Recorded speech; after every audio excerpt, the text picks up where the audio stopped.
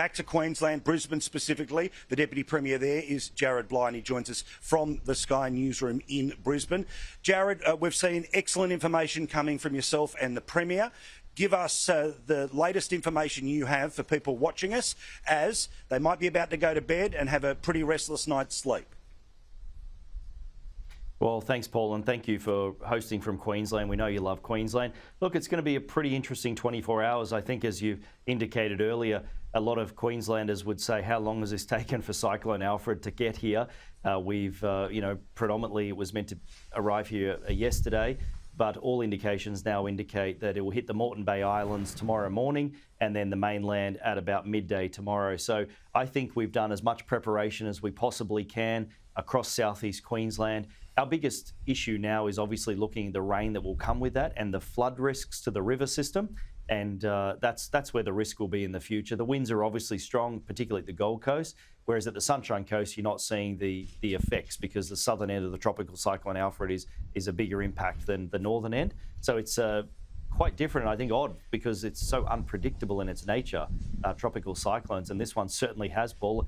A night ago, we saw it head east again, then it started heading west. So it's been pretty unpredictable. Well, and again, the variables that, depending on where you are on the map, there literally was a rainbow in Brisbane that was around this afternoon. But of course, Redcliffe, which is all part of that, that's going to be where the eye goes over in the morning. The power outages is what I want to focus on as well here. Energex is the main people that will be involved in all of that. Obviously, they have to keep their crews safe, so they're not going to be doing very much through the night. But the idea that more than a football stadium's worth of people have lost power, well, yes, there's plenty of wind and rain around, but before this thing really ramps up, has to be a concern, isn't it? It is, Paul, and I can tell you and your listeners now, or your viewers, that we've actually, over 60,000 residents in southeast Queensland have lost power. And so you've already, the cyclone hasn't crossed the shore yet. We've already had 60,000 people without power. But we knew that there would be many without power. So we've got 1,200 electricity workers ready on standby, ready to go. And I think because the one advantage that this has been such a slow-moving tropical cyclone, it has allowed us to look at the islands particularly, place generators, put assets across, look at plans in place for tomorrow.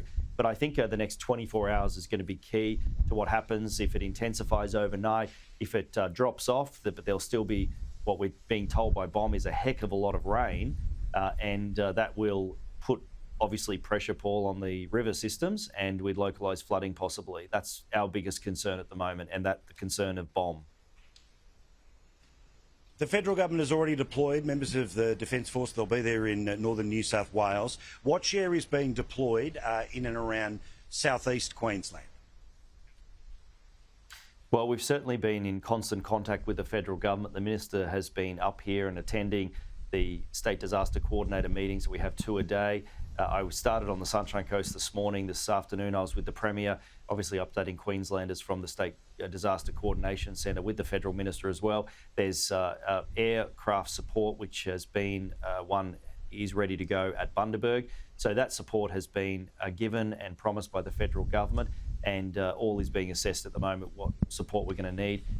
The issue I deal with on a daily basis for the last few days, Paul, is the logistics and freight and operations and getting supermarkets stocked with food and groceries. That's been a big challenge, and I think we're going to see over the next 24 hours all the supermarkets close, which will put challenges for people needing stock. But I think, again, all we've been trying to do, the Premier and I and the ministers, is keep everyone updated. As soon as we've been receiving the information, we've given it to Queenslanders. BOM has been updating everyone every hour. The Premier has made sure that all the local government mayors that are impacted by Tropical Cyclone Alfred are in the room, twice meeting daily, and anything the mayors have been requesting, we certainly have been supporting them, and particularly getting them to put the flood mapping on their websites and the disaster hub, so everyone in those areas can see that the different levels of rain and whether their properties would be impacted or not. So I think in terms of preparation, we are as prepared as we can be, despite not knowing the ramifications of what's going to happen tomorrow, deciding on what Tropical Cyclone Alfred decides to do overnight. Good stuff. Thank you so much, Deputy Premier Jarrod Bleijie. I really do appreciate it. Of course, all the best to the Premier and all of the team.